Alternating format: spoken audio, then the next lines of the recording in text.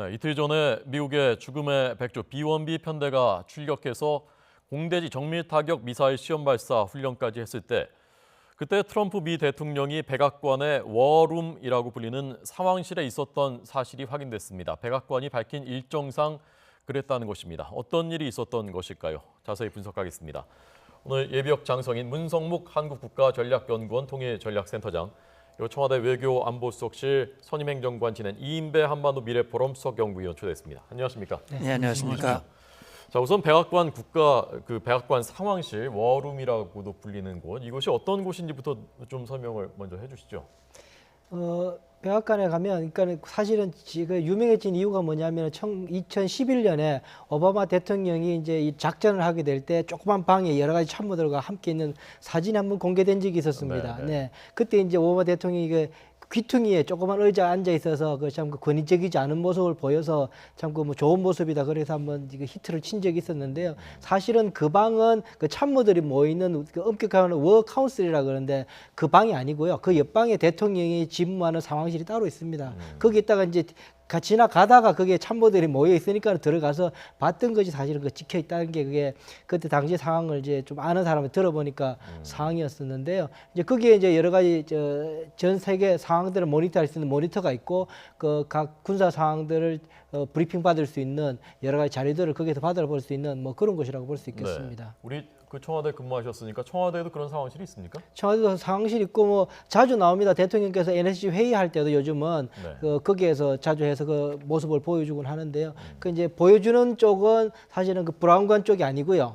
그냥 그 대통령이 있는 보고 사실 대통령이 정면에 바라보는 곳에는 그 군사 기밀 지도와 상황판이 있는 것이 있는데 그는 보여주면 안 되기 때문에 영상에서는 처리를 안 하고 있는 거고요. 대통령 쪽만 이렇게 보이게 찍어주는 거고요. 그 정면 대통령께서 보시는 정면에 보면은 그 상황들이 동해, 남해, 서해 그 해상 상황들 여러 가지 판문점 상황들을 볼 수 있는 그 모니터들이 설치되어 있습니다. 네. 그렇게 되어 있습니다. 그래서 이번에 B-1B 편대가 떴다고 했을 때 처음에는 지난달에 이어서 또 떴다는 사실에 다시 처음 한번 놀랐었고, 그 다음에 북한이 이번에도 어떤 대응을 하지 않았다. 이번에도 뭐 몰랐던 것인지 아니면 그냥 지켜봤던 것인지 그 사실이 또 한번 주목받았고, 그다음에 어제 저희 YTN의 단독 보도로 공대지 미사일도 쏘는 훈련을 했었다라는 사실이 다시 한번 또 놀라게 했었고, 그런데 그걸 트럼프 대통령이 알고 보니까 백악관 상황실에서 직접 그걸 봤었던 것 같다, 지켜봤던 것 같다라는 또 보도가 나온 거거든요.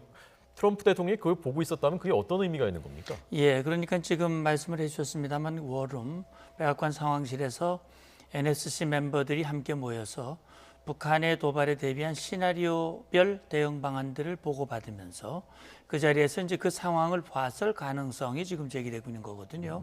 그러니까 그 회의를 실제 B-1B가 출격하는 그 상황에 맞추어서 회의를 개최한 것인지 아니면 이미 회의가 예정돼 있는데 우연히 그것이 일치되어 있는 것인지는 알 수는 없습니다만 일단은 대통령이 지켜보는 가운데 그런 B-1B가 출격을 했고 일본 자디즈, 일본 그 방공식별 구역에서 일본 전투기와 연합훈련을 하고 바로 대구 인근에서 우리 이 F-15와 함께 이 B-1B가 일개 편대 이 두 대가 이제 나란히 동해를 거쳐서 비무장지대 이남 지역, 서해까지 돌아가는 그 지역들을 이 트럼프 대통령이 뭐 전 과정을 다 봤을는지 일부만 봤을지 모르겠습니다만 결국 그것은 방금 말씀하신 대로 오바마 대통령이 빈 라덴을 잡기 위한 중요 작전을 직접 그 워룸에서 지휘했던 그러니까 B-1B가 야간에 출격을 했어요. 말씀하신 대로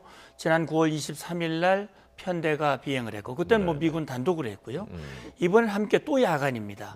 우리한테는 야간이고 트럼프 입장에서는 낮인 거죠. 낮이지만 북한과 우리에겐 야간이죠. 그러니까 타겟은 북한이니까 북한에 대한 군사적인 시위란 말이죠. 억제를 위한.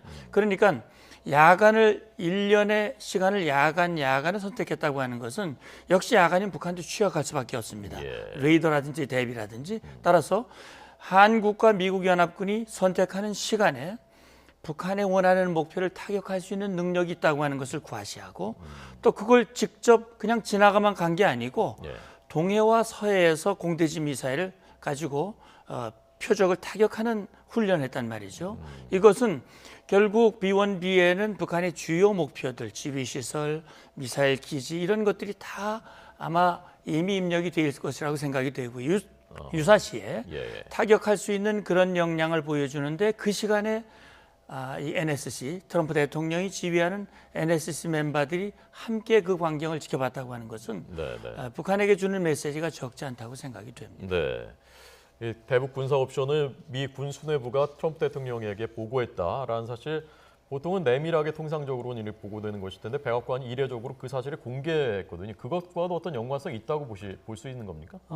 일단 이제 계속 일관되게 미국의 입장 속에서 계속 우리가 읽어볼 수 있는 부분이 뭐냐면 끝까지 평화적으로 외교적으로 해결하기를 원한다. 네. 그러나 외교적인 해결이 불가능한 상황이 오면은 어쩔 수 없지만 트럼프 대통령 말이지만 원하지 않지만 좋아하지 않지만 써야 한다면은 그 행동을 하겠다라는 것을 이렇게 끊임없이 밝히고 있는 거죠. 일관된 모습입니다. 트럼프 대통령이 여러 가지 말이 바뀌는 것 같지만 사실은 그 속에서 맥을 들여다보면 일관되게 이야기하고 있는 부분이 있습니다. 그 부분에서 그렇다면은 원하지 않지만 활용해야 된다면 이라는 이 부분에 있어서는 끊임없이 국가 지도자는 모든 국가의 지도자들은 가장 최악의 상황에서 활용할 수 있는 카드는 늘 준비를 하고 검토를 하고 그 상황이 미칠 파장 이후에 어떻게 대응할 것인가에 대해서는 끊임없이 계속 리뷰를 하는 것이 군 통수권자의 의무이기도 합니다. 네. 그렇게 봤을 때는 트럼프 대통령은 끊임없이 외교적인 범주 내에서 해결하기를 원하지만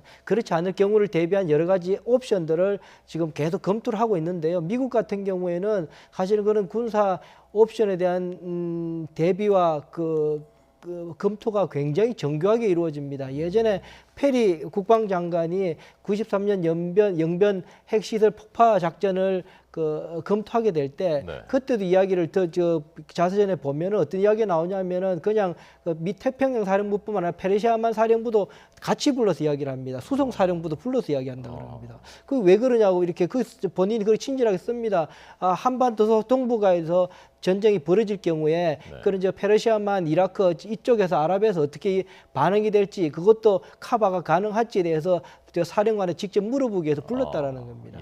그 정도로 사실은 굉장히 정교하게 실제로 벌어지게 되면 어떤 일이 벌어질 것인가에 대한 굉장히 정교하게 검토를 하면서 그 군사 작전들을 검토를 하는 것이 미국입니다. 그런 상황에서 봤을 때 이번에도 여러 가지 그런 군사 상황들을 옵션들을 보게 될 건데 지금 하고 있는 거는 군사적 옵션 중에서도 가장 하위급의 군사적인 옵션입니다. 다시 말해서 군사적인 무력 시위인 거죠. 무력 시위는 군사적인 행동에서 가장 낮은 단계의 모습을 보여주는 것이고 뭐 그것이 더 적극적인 행동으로 가게 되면 해양 봉쇄도 있을 수 있는 것이고 비행 금지도 뭐 설정할 수도 있는 것이고 그 이후에 벌어질 수 있는 것들이 이제 외과적 수설적인 타격이나 전면전이나 이런 것이 있는데 그렇게 봤을 때 가장 최하위 수준에서 일단 그 무력 시위를 통해서 북한의 행동을 묶고 나서 여전히 외교적인 해법이 가능한 수준으로 묶어 놓겠다라는 것이 지금 트럼프 행정부의 입장 아닌가 저는 그렇게 보고 있습니다. 네. 그 미군의 전략 자산들, 첨단 무기들 전개도 한반도에 전개되어 있는 그 지도 다시 한번 보겠습니다. 네, 지금 공격형 핵잠수함 투사이 왔다 갔고요. 핵잠수함 미시건 그리고 핵항공모함 로널드 레이건호가 또 전개되고요. 자, 이것들은 지금 여기서 어떤 의미들을 갖고 있는 군사적으로요? 예, 그러니까 이제 방금 제가 설명을 드렸습니다만 B1B 편대가 왔다 간 그 경로가 지금 표시가 돼 있고요. 핵 공격형 잠수함 투싼이 이제 진해 기지에 기항을 했다가 지금은 이제 떠났습니다. 이것은 잠수함은 결국 잠수함에 탑재된 그 미사일 각종 무기들이 북한에 대해서 억제뿐만 아니라 응징할 수 있는 역량들을 가지고 있거든요. 특히 투싼 같은 경우는 공격형으로 현재 나와 있는 미국이 가지고 있는 잠수함 중에 가장 최신형 잠수함이고 잠수함을 잡는 그런 역량을 가지고 있다고 하고요. 핵잠수함 미시간 같은 경우에는 미국이 자랑하는 토마호크 미사일 150발 이상 담겨져 있습니다. 따라서 만약에 유사시에 북한의 주요 표적들을 멀리서에서도 타격할 수 있는 그런 역량들을 가지고 있습니다. 그리고 이제 이달 중순 뭐 며칠 남지 않았습니다만 이제 로널드 레이건 이 항모 전단이 동해에서 우리 한국군과 함께 북한 미사일 발사에 대한 탐지 요격 훈련을 같이 하거든요. 네. 이것은 북한이 지금 계속해서 화성 12형 또는 14형 이런 것들을 발사했고 지금도 북한이 추가 미사일 도발 가능성이 여전히 남아있는 상황이기 때문에 역시 한국과 미국이 이렇게 전략 자산들을 배치하는 것은 미국이 우리에게 공약했던 확장 억제의 신뢰성을 높이고 또 유사시 한반도에서 전개될 작전의 역량을 보여주고 북한에 대해서 이걸 과시하는 그런 의미가 있다고 볼 수 있고요. 이런 것들을 통해서 북한의 핵 미사일 역량을 무력화시키고 결국 김정은으로 하여금 도발하기가 어렵겠다. 그리고 또 핵을 가지고 있다 하더라도 결국 자기의 목표를 달성하기에는 현실적으로 어렵겠다라고 하는 생각을 갖도록 만들어 주는데 의미가 있다고 생각이 됩니다. 네. 조금 전 그 B1B 편대 비행 경로를 저희가 보여드렸는데, 자 저기서 그 B1B하고요. 그 다음에 그 재즈 미사일, 공대지 미사일을 쐈다고 하니까 B1B하고 뭐 재즈 미사일 뭐 우리가 많이 듣긴 했습니다만은 또 정확히는 모르니까요. 그 좀 어떤 기능인지 여기서 뜬 것이 어떤 군사적인 의미가 있는지 좀 간략하게 좀 다시 설명을 해주십시오. 결국 이제 B1B는요 죽음의 백조라고 불리는데 미국이 가지고 있는 전략 폭격기 세 가지가 있습니다. B-52, B-2, B-1B 세 가지인데 그 중에 B-1B는 가장 빠른 속도, 초음속 이 폭격기고요. 네. 전략 폭격기면서도 초음속으로. 그러니까 이번에도 괌에서 출격을 했습니다만 2시간 이내에 한반도에 도달할 수 있고 빠른 시간 내에 한반도에 와서 지금 가지고 있는 말씀하신 공대지 미사일은 장거리입니다. 800km 후방에서도 타격이 가능하거든요. 말하자면 제주 정도에서도 정확하게 목표한 곳을 타격을 할 수 있고 또 이 랜서는 나름대로 은밀하게 저공으로 침투해서 타격할 수 있는 그런 능력도 가지고 있습니다. 그러니까 이 재즘 지금 공대지 미사일이죠. 그러니까 이 미사일 정확도라고 하는 것은 뭐 원하는 목표를 정확하게 타격할 수 있고 지하 벙커라든지 주요 시설, 미사일 기지를 완전히 무력화시킬 수 있는 그런 역량을 가지고 있고 B1B 한 대에 20여 발을 가지고 있기 때문에 두 대가 뜨면 50여 개의 목표를 동시에 무력화시킬 수 있는 역량을 가지고 있다고 하는 점에서 B1B가 한 번 뜨면 김정은이 상당히 긴장할 수밖에 없는 그런 상황이라고 볼 수 있죠. 네. 자, 트럼프 대통령의 오늘 발언 들어보고 이 이사님한테 어떻게 해석하셨는지 여쭤보겠습니다. 자, 보시죠. I might have a somewhat different attitude and a different way than other people. I think perhaps I feel stronger and tougher on that subject. 네. AP통신이 어제 트럼프 정부의 접근법이 군사적인 쪽으로 기우는 것이 아닌지 의심이 든다라는 보도를 했는데요. 그런 뉘앙스의 발언들이 계속 나오고 있단 말입니다. 어떻게 들으셨습니까? 네, 그래서 일단 오늘 그 트럼프 이야기를 들어보면 일단 이제 워싱턴 한간 웨스턴 조화에서 이야기 나오는 게 이제 이 틸러슨이 중국 갔을 때 발언 때 이제 트럼프 대통령이 나는 대화를 원하지 않는다 북한에 대해서 이제 그런 말하면서 틸러슨에 대한 이제 그만두게 되는 것 아니냐 틸러슨이 뭐 그런 이야기가 있었는데 이제 사실 이제 그런 건 아니고 다시금 이제 이 참모들과 여러 가지 의견 교환 속에서 나는 이런 상황이고 참모들은 그렇다라고 이야기하고 있는 것인데요. 이거 자체가 제가 볼 때는 의견을 끊임없이 아마 앞으로도 이 참모들과 트럼프 대통령과는 의견은 계속 정확하게 일치되지 않는 이야기로 계속 나올 가능성이 높습니다. 뭐 그렇게 하니까는 북한 같은 경우에도 이건 트럼프 대통령의 그 의도가 뭐냐 그래서 저의 사람들 좀 만나려고 그랬었고 뭐 거부하고 이랬던 것들이 뉴스에 나오는 것처럼 그것이 바로 트럼프가 원하는 거죠. 그런 상황인 것 같아서 일단은 트럼프는 계속 그렇게 간다고 볼 수 있을 것 같고요. 또 하나는 이제 트럼프 대통령 속내가 뭐냐라고 했을 때 앞서 말씀드린 것처럼 끊임없이 어느 나라든 전쟁이라는 비극을 좋아할 어떠한 군 통수권자는 없습니다. 생명이 오가는 문제입니다.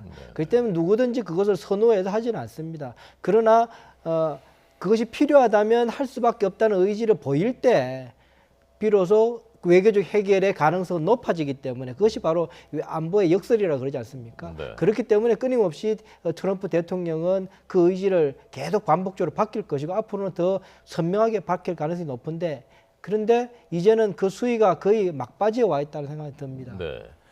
기본적으로는 그래서 한미가 모두 강력한 압박과 제재를 통해서 북한을 협상의 테이블로 끌어내고 그래서 거기서 핵 문제에 대한 대화를 하겠다, 비핵화로 가겠다라는 것이 기본적인 전략적인 목표지 않습니까? 그런데 북한 리용호 외무상이 핵무기를 가지고는 대화가 절대 없을 것이다라는 발언을 했습니다. 자, 우선 첫 번째는 저는 왜 지금 이 시점에 그 발언이 나왔을까 궁금했고, 그다음에 두 번째는 어쨌건 외교통인데 외교의 어떤 얼굴인데 왜 리용호 외무상의 입을 통해서 그 말을 북한이 했을까라는 것이 궁금했습니다. 문장훈이 어떻게 해석하셨습니까? 예, 그러니까 이제 두 가지를 질문해 주셨는데 우선 리용호가 지금 시점에서 왜 그런 얘기를 했는가? 사실은 그건 뭐 어제 오늘의 얘기는 아닙니다. 이용호가 새롭게 발언한 것은 아니고 북한이 지속적으로 얘기를 했죠. 비핵화를 전제로 한 그 어떤 회담에도 관심이 없고 거기엔 나갈 뜻이 없다라고 그동안 북한이 직간접적으로 여러 차례 밝혀왔고요. 리용호가 그것을 다시 한번 얘기를 했습니다. 그러니까 핵무기를 협상 테이블에 올려놓는 일은 결코 없을 것이다 라고 하는 얘기는 미국과 국제사회가 어떤 방법으로 북한을 제재하고 압박하고 협박을 한다 하더라도 우리의 입장을 바꿀 생각을 아예 하지 마라.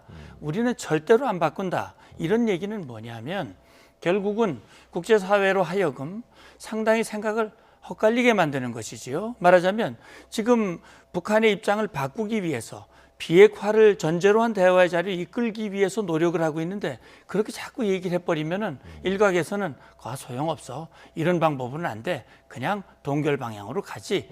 이렇게 생각을 바꾸게 전환시키기 위한 아마 그런 시도가 담겨져 있다는 생각이 듭니다. 그러니까 기존 핵무기는 보유를 인정하고 더 이상의 개발만 못하도록 하는 동결을 목표로 하고 있다는 말씀이십니까? 그렇죠. 이제 그런 동결이라고 하는 것은 아마도 우리 시청자 여러분들께서도 그런 생각을 하실지 모르겠습니다만 파키스탄 같은 그런 사례를 김정은은 아마 바라고 있을 가능성이 있습니다. 다시 말하면 핵도 그대로 가지고 있으면서 국제사회가 그 핵 보유를 그냥 인정해주고 제재는 내려놓는 해제가 되는 그런 형태의 모습을 아마 이 북한 김정은은 바라고 있을 것이라고 생각이 되고요.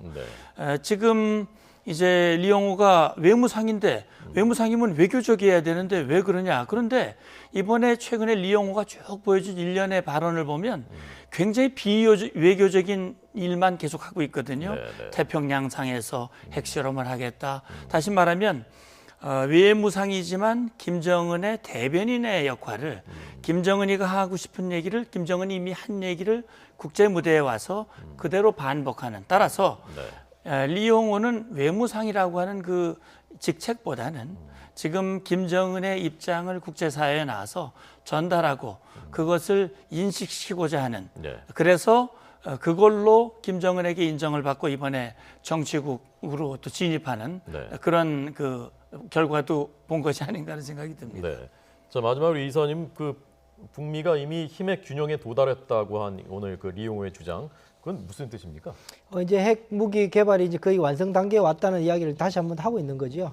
그래서 사실은 이제 아직까지 난관에 부딪히고 있는 부분이 이제 ICBM 대륙간 탄도 미사일의 재진입 문제가 아직까지 완전히 해결되지 않은 상황이기 때문에 국제사는 아직까지 미국을 타격할 수 있는 직접적인 타격할 수 있는 수준은 아니라고 이제 보고 있는 건 시간 문제라고 보고 있기는 합니다. 근데 이제 끊임없이 이 미국과 힘의 균형을 이루었다라고 미국이 인정해 줘야지 그 다음부터 미국과 협상이 본인들이 원하는 협상이 진행될 수 있다라고 믿기 때문에 끊임없이 이야기는 하고 있는데요. 앞서 저기 문 소장님 말씀하신 것처럼 리용호도 이번에 이제 정치국 위원으로 정치위원 후보위원회에서 위원으로 이제 며칠 전에 갔기 때문에 어제 이제 러시아 외신들한테 또 한마디는 해야 되는 상황이었겠죠.